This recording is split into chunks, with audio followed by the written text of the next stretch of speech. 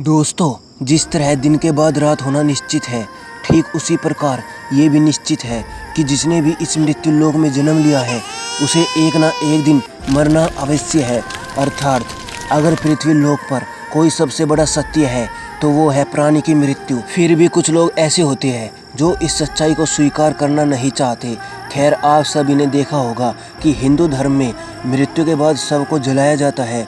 साथ ही आपने ये भी देखा होगा कि अगर किसी की मृत्यु सूर्यास्त के बाद होती है तो उसका दाह संस्कार अगले दिन किया जाता है, रात को नहीं। ऐसे में आपने गौर किया होगा कि किसी परिवार में अगर किसी की मृत्यु शाम के बाद होती है तो उसके शव को अकेला नहीं छोड़ा जाता।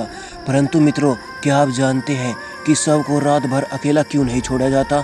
अगर नहीं तो इस वीडियो को पूरा देखें, क्योंकि मैं आपको इसी सवाल का जवाब बताने वाला हूँ, जिसका वर्णन गरुड़ पुराण में विस्तार से किया गया है।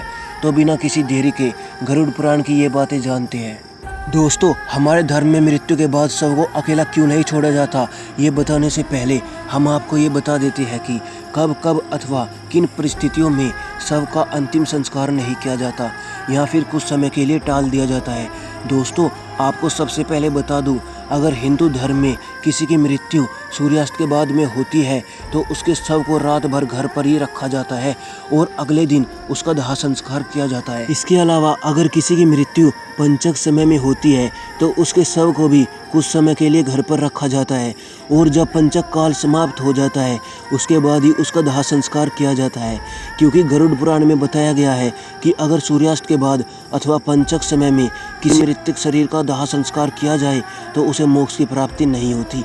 इसलिए अगर कोई रात में मरता है तो ऐसे स्थिति में लाश को लेकर शमशान घाट नहीं जाते और लाश को घर पर ही रखा जाता है। सुबह होने का इंतजार किया जाता है, पर ऐसे समय में मृत शरीर को एक भी पल के लिए अकेला नहीं छोड़ा जाता और कोई ना कोई व्यक्ति हमेशा रखवाली के लिए मौजूद रहता है। मृत शरीर को अकेला नहीं छोड़ने का सबसे बड़ा कारण है कि शव को यदि अकेला छोड़ दिया जाए तो हो सकता है कि कुत्ते और बिल्ली जैसे जानवर उसे नोच खाए।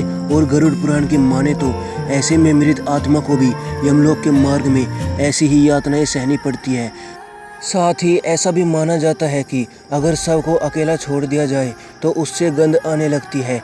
ऐसे में ये जरूरी हो जाता है कि वहाँ कोई ना कोई व्यक्ति बैठा रहे और धूप या अगरबत्ती शव के चारों तरफ जलाता रहे ताकि शव से आने वाली दुर्गंध चारों ओर न फैले। गरुड़ पुराण के अनुसार भगवान विष्णु गरुड़ जी के पूछने पर कहते हैं, हे पक्षीराज, इन सब के अलावा अगर किसी की मृत्यु हो जाती है और उसकी कोई भी संतान नहीं है, ऐसे समय पर भी शव को घर पर रखा जा सकता है जब तक उसका पुत्र या पुत्री ना आ जाए। क्योंकि जब खुद की संतान मृत शरीर को मुखाग्नि नहीं देती तो उसका उद्धार नहीं हो पाता। अर्थात वे कई वर्षों तक इसी मृत्यु लोक में भटकता रहता है। इसके बाद विष्णु जी बताते हैं कि अगर सूर्यास्त के बाद किसी मृत शरीर को जला दिया जाए अर्थात उसका अंतिम संस्कार कर दिया जाए तो वह मृत आत्मा असुर, दानव अथवा पिशाच की योनि में जन्म लेती है, जहां उसे कई तरह के कष्ट सहने पड़ते हैं। और यही वजह है हिंदू धर्म में रात को अंतिम संस्कार करने से मना किया गया है। आगे विष्णु जी बताते हैं कि रात में मृत शरीर को अकेला छोड़ दिया जाए तो उस शरीर में आसपास भटक रही आत्मा भी प्रवेश कर जाती है, जिससे मृतक के साथ साथ उसके परिजनों को भी तरह तरह के कष्ट भोगने पड़ते हैं। साथ ही ये भी बताते हैं कि शव को अकेला इसलिए भी नहीं छोड़ा जाता क्योंकि मरे हुए आदमी की आत्मा वहीं पर भटकती रहती है और अपने परिजनों को देखती रहती है।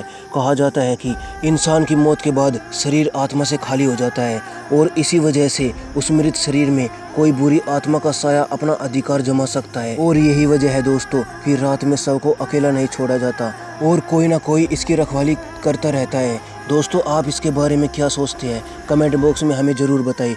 और अगर आपको गरुड़ पुराण की ये बातें पसंद आई हो तो वीडियो को ज़्यादा से ज़्यादा लाइक और शेयर करें। और अगर आप चैनल पर नए हो तो चैनल को सब्सक्राइब कर दें।